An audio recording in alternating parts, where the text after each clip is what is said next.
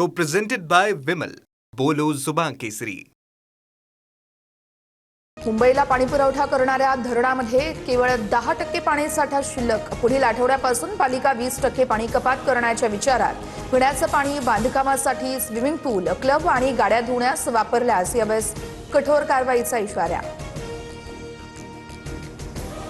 पुण्यामध्ये सीएनजीच्या दरामध्ये 1 रुपये तर घरगुती पीएनजीच्या दरामध्ये 85 पैशांची वाढ. सीएनजी प्रति किलो 95 रुपये 75 पैसे तर पीएनजी 51.50 पैशांवर पोहोचला.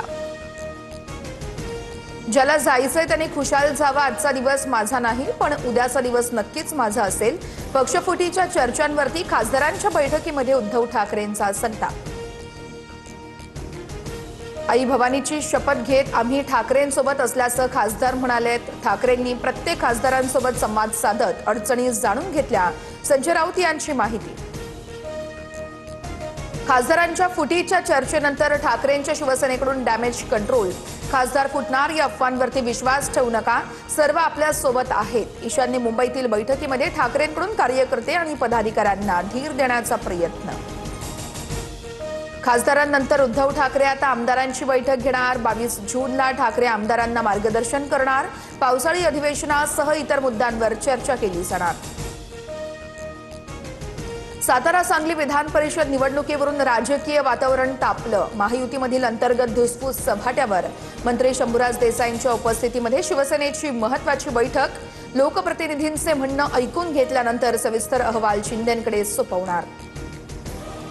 सातारा सांगली विधान परिषद निवडणूक. मत विभागणीच्या भीतीमुळे भाजपचे नगरसेवक कुटुंबांसह अज्ञात स्थळी. मतदाना दिवशी सांगलीमध्ये येणार, सूत्रांची माहिती. मुख्यमंत्री फडणवीस आज नागपुरातील भाजप नगरसेवकांचं सत्र घेणार. तर उद्या वर्षा निवासस्थानी सर्व नगरसेवकांना जेवणाचं निमंत्रण.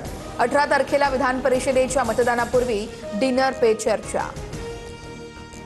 मराठवाड्यातील काँग्रेसचा गट नाराज गट हा दिल्लीमध्ये राहुल गांधींना भेटणार आहे. काँग्रेस प्रदेश अध्यक्ष हर्षवर्धन सपकाळ यांना पदावरून हटवण्याची मागणी आहे. खरगेंच्या भेटीनंतर आज राहुल गांधींकडे तक्रार केली जाणार. राष्ट्रवादी काँग्रेसमधील रिक्त पदं आठवडाभरात भरली जाणार. एनसीपी महिला, युवक, विद्यार्थी आणि युवती प्रदेश अध्यक्ष पदावर नवीन नियुक्त्या केल्या जाणार. महिला प्रदेश अध्यक्षपदी वैशाली नागोडे यांच्या नियुक्तीची शक्यता आहे. तर काल देवगिरीवरील बैठकीमध्ये चर्चा.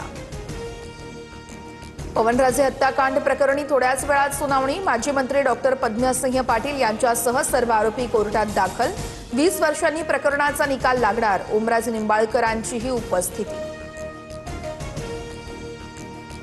गुटखा माफियांविरोधात एफडीएची धडक मोहीम. वसई, विरार, चंद्रपूर आणि पालघरमधील छाप्यात 60 लाखांहून अधिकचा प्रतिबंधित गुटखा आणि तंबाखू जप्त.